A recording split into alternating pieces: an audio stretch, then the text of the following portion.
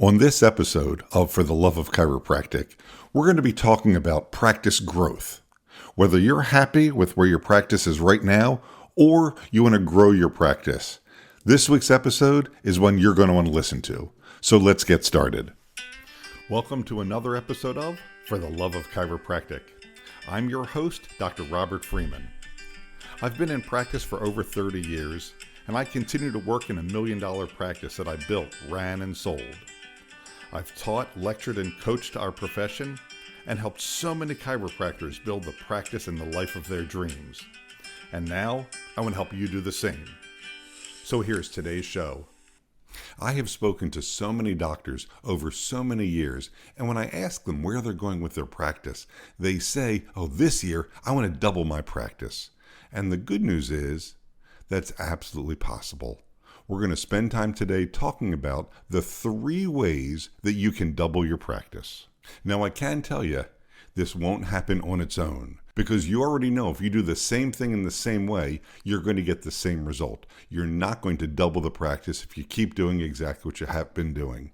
So there will be some work on your part, but it is absolutely possible, and I've had lots of clients do it over lots of years. So let's get started. So the very first thing you have to do is to decide which one of the 3 you want to utilize, because you can't focus on 3 different things all at the same time and have them all be successful. It just doesn't work that way.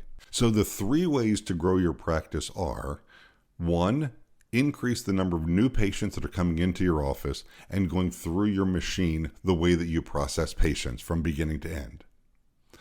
Or you can work to increase your patient visit average, the number of visits that your patients stick around. Or you can hire and train an associate and teach them everything that you know, and they will then become hopefully at least as successful as you have been, and they can replicate that system. And I will tell you, every chiropractor that I have ever met and ever worked with can work on any one of these, or all 3 of them, but not at the same time.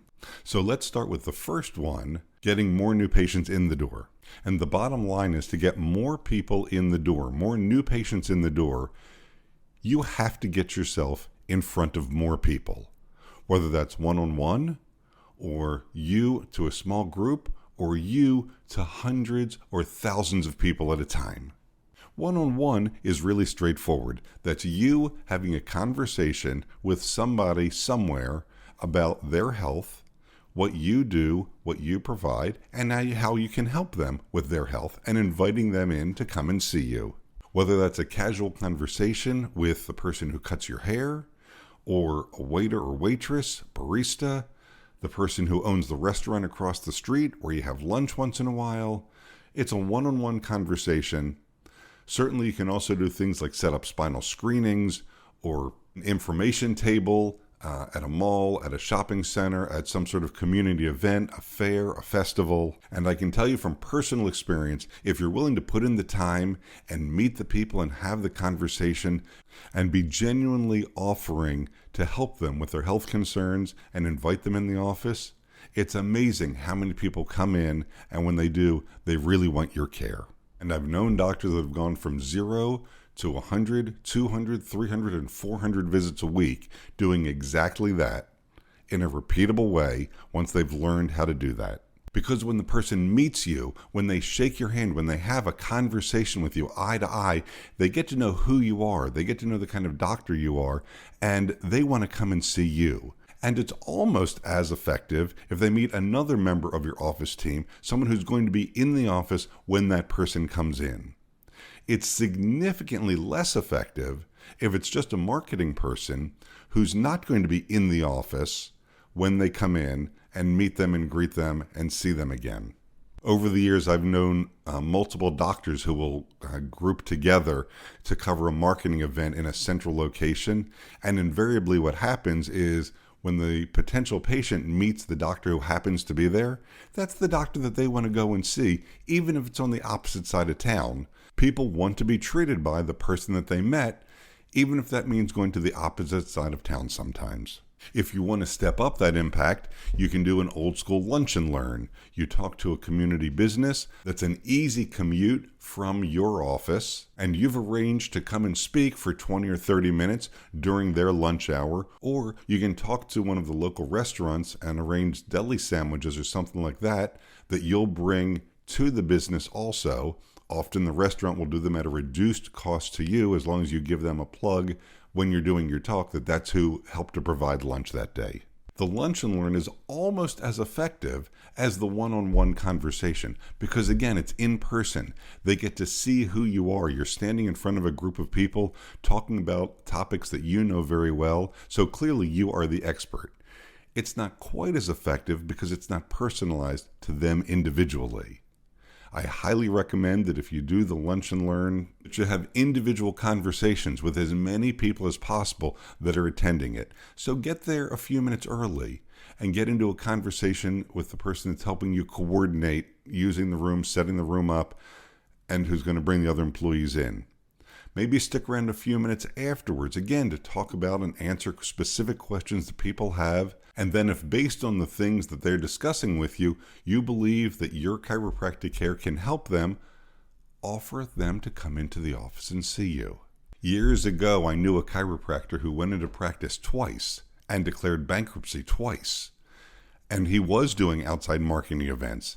And the way that he closed those marketing events after talking about chiropractic care and what he could do in his office, he would close with a line and say, "So I hope if you ever need chiropractic care, you'll consider coming to see me."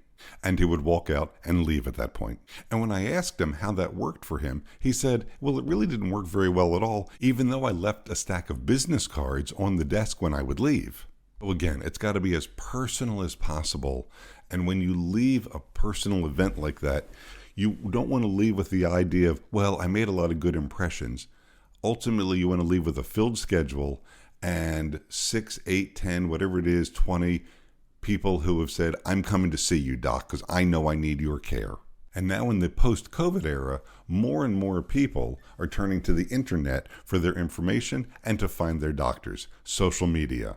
Any social media posting needs to be professional. It needs to look good, and you need to look like you're the doctor, because you are. It needs to be friendly, so make sure you're smiling. And it needs to be informative. You're giving important information because chiropractic is still new to people, and some people still think it's scary. But more and more people come into the office saying, "Oh, you know what? I know something about chiropractic. I looked it up on YouTube or one of the other social media outlets, and I've seen how you guys crack the neck and pop the bones." And while we all hate those expressions, at least they have some idea of what we're going to be doing. And then it's up to you to educate them why we're doing what we're doing, and we're not just cracking bones. So now let's take a step back.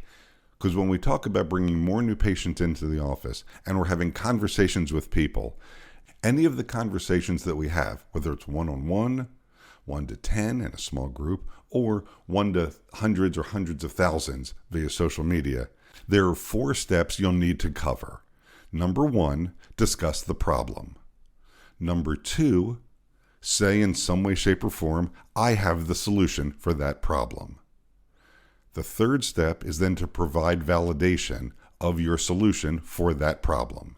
And once you have done that, then it's a call to action. You need to come and see me. And as you talk to people, if you use those 4 steps properly, laying them each out, you get the result you're looking for. And by the way, so do they when they come and see you as a patient. So now let's spend some time talking about the second way that there is for you to double your practice. And the second way for you to double your practice is by increasing or even doubling or more what's called your PVA, your patient visit average. I don't ever want any doctor to recommend more care than they truly believe the patient needs. And when you open up your mind to learning more about what it is you're providing to the patient through your chiropractic care with those adjustments and the ongoing positive effects that those adjustments have on their life, it makes more and more sense for the person to remain under chiropractic care for a lifetime. So let's talk about one of the statistics where you can measure how long patients are sticking with you. PVA, your patient visit average. First of all, how do you determine what your PVA is? Well, it's really very simple. Go to your statistics and look at all the patient visits you had last year, and then divide that number by the number of new patients you saw last year. And that's going to give you a number. That number is the PVA. That's how many visits a person seems to get when they come to see you for a course of care. And it's important to remember, a person can only be a new patient in your office one time.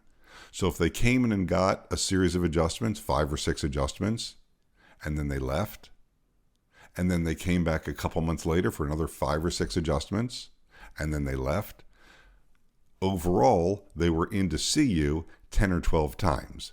That's your PVA. So as you look at your PVA, if it's somewhere between 1 and 6, you're providing acute relief and nothing beyond that for your chiropractic care. If your PVA is running somewhere between 10 and 12, you're giving relief care and some strengthening.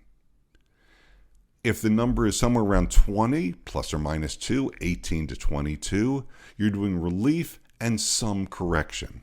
And if that patient visit average is somewhere in the 30 to 35 range, you're providing relief, correction, and strengthening care. But it's important to look and see for the patients who are coming in for a handful of visits and leaving, and then they love you so much, they come back for another handful of visits and then leaving again.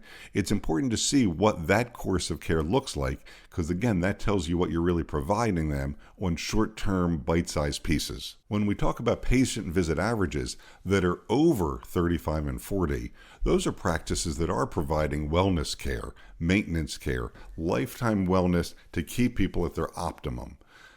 I've known and worked with practices that have PVAs are at 90 and 100 plus.